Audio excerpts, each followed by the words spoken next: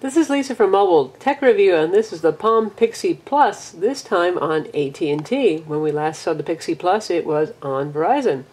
It's available on AT&T for $50 with a 2-year contract, very reasonable for a fairly powerful phone. See, the build is pretty much identical to the Verizon version.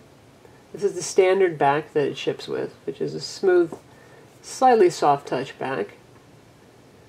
Your speaker holes here, obviously your camera there, 3.5mm stereo jack, it's your power button, it's your volume, and this is the ring silencer button, and a micro USB port underneath this little door here.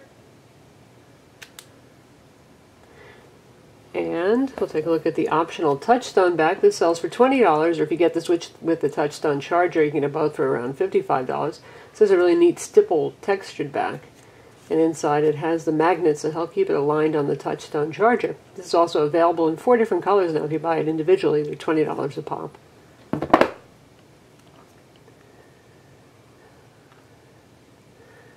So you see, you got the same little bubble keyboard here. These are a little less gummy feeling than the original Palm Pixi keyboard. The same change happened for the Pre too, that the keys got a little bit more solid and not so sticky.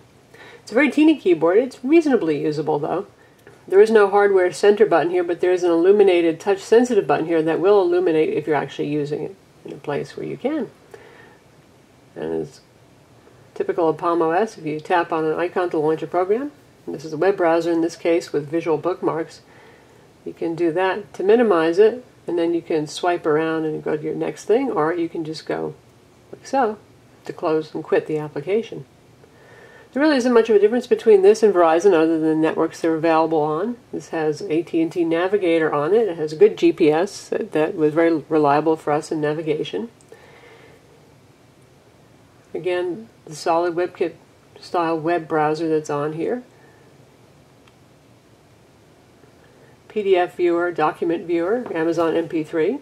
You've got your Palm app catalog. At this point, they've got over about 2,000 applications or so, a lot of the staples that are available on multiple platforms, and it's a good experience. It's not comparable, obviously, to the iPhone selection of applications, but there's plenty to find to keep you entertained and connected.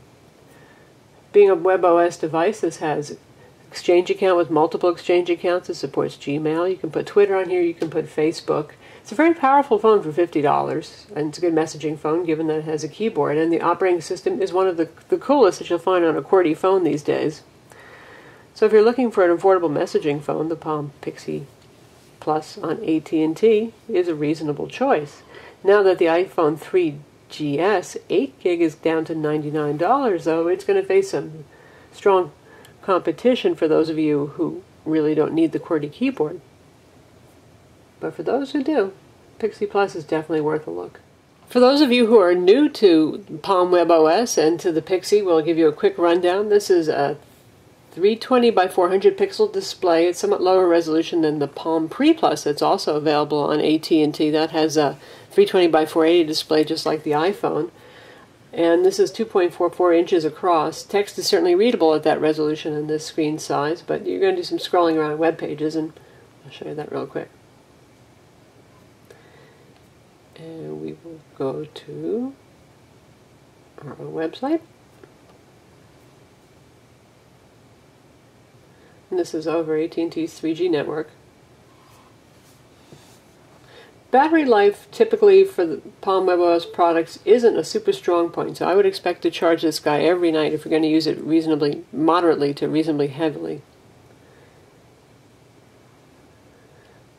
So there's our website. You can see it has an accelerometer, so you can use landscape view. Pinch zooming is supported.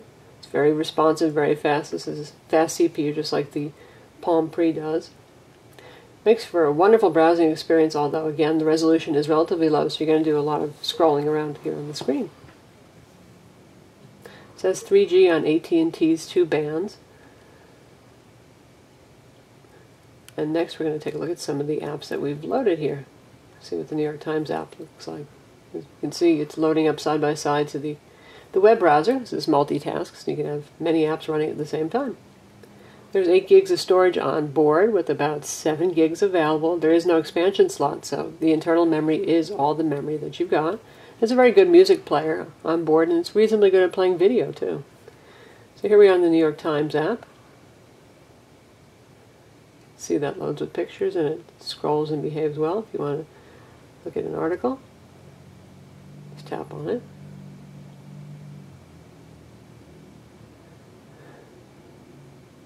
Similar to the iPhone application and the Times app that's available on several platforms. So we minimize that if we want to go back to the web browser. It's as simple as doing that. That's what your dialer screen looks like. Obviously you're going to do on-screen dialing, but you could also use the keyboard if you want to enter something in. And if you want to see recent call history, it's as simple as that. If you want to access voicemail, you just hit that button, and your missed calls are out there. I'm Lisa from Mobile Tech Review, and that's the Palm Pixi Plus on AT&T.